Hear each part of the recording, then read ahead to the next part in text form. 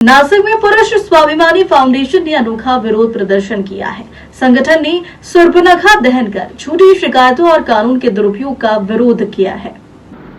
नासिक शहर में हुए इस प्रतीकात्मक आंदोलन का उद्देश्य उन महिलाओं की प्रवृत्ति का विरोध करना था जो कथित रूप से घरेलू हिंसा अधिनियम धारा 498A और झूठी भरण पोषण की मांगों का दुरुपयोग कर पुरुषों और उनके परिवारों को प्रताड़ित करती है। रामायण काल की शूर्पणखा को संगठन ने ऐसी प्रवृत्ति का प्रतीक मानते हुए उसके दहन के जरिए विरोध जताया। नमस्कार, आज आपण इथे नाशिक येथे सगळे पत्नीपीडित बांधव जमलेलो आहे। आज आपण इथे शूर्पणखा दहन करणार आहोत। शूर्पणखा म्हणण्यापेक्षा ज्या स्त्रिया वाईट वृत्तीच्या आहेत त्यांच्या वृत्तीला आपण इथे दहन करणार आहोत। ज्या स्त्रिया आपल्या मुलांना त्यांच्या वडिलांपासून वेगळे करतात, तसेच त्यांच्या पतीवर खोट्या 498 डोमेस्टिक व्हायलन्स सारख्या खोट्या केस ज्या करतात आणि त्याच्यातनं लाखो रुपयाची उकळतात त्या पतीकडून, अशा पत्नी अशा स्त्रियांच्या वाईट वृत्तीचे आपण येथे दहन करणार आहोत। कानून स्त्रियों की सुरक्षा के लिए बने हैं, लेकिन कुछ महिलाएं उसका गैरवापर करके निर्दोष पुरुषों और उनके परिवारों को परेशान करती है। शूर्पणखा दहन अन्याय के विरुद्ध हमारी लड़ाई है। शूर्पणखा ही प्रवृत्ती दहन, शूर्पणखा ही प्रवृत्ती नको नको ही पुनरावृत्ती। राम त्रिलोक निर्माता, रावण त्रिलोक विजेता। एका स्त्रीच्या हो चुकीने मोठे युद्ध हो पेटले। शूर्पणखा ही प्रवृत्ती नको ही पुनरावृत्ती। रावण पंडित महाज्ञानी, रावण पंडित महाज्ञानी, राम कैवल्याचा खाणी। शूर्पणखा झाली उतावीळ, परिणामी जाळपोळ। शूर्पणखेचे कापले नाक, रावण संताप नाहक।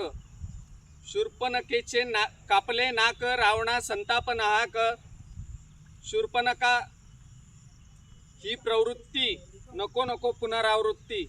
रामनिवास तपोवनात, रामनिवास तपोवनात, रावण सुवर्ण महालात, रावण सुवर्ण महालात।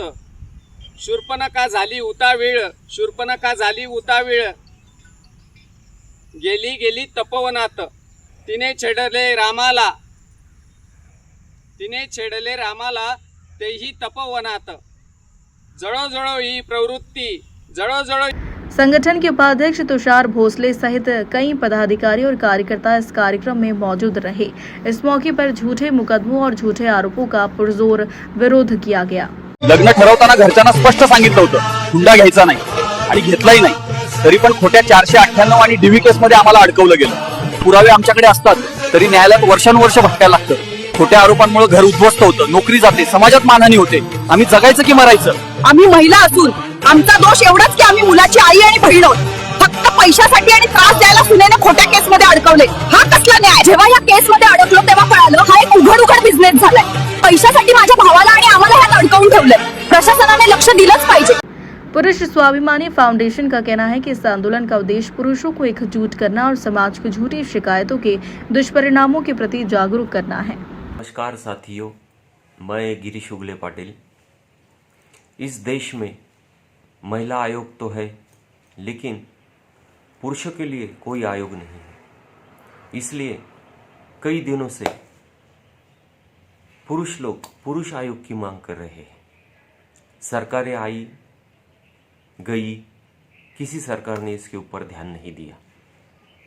महिला के साइड में तो बहुत सारे कानून हैं, लेकिन पुरुषों के साइड में कोई कानून नहीं है।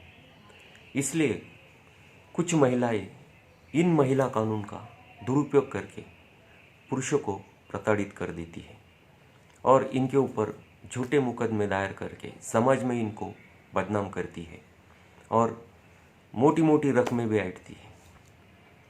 जब झूठे केस पुरुषों के ऊपर हो जाते हैं तो समाज में उसको बदनामी सहनी पड़ती है, कोर्ट के 2-4 साल चक्कर काटने पड़ते हैं, और जब पुरुष निर्दोष साबित होता है तो कुछ नहीं होता आगे, समाज में तो उसकी बदनामी हो जाती है।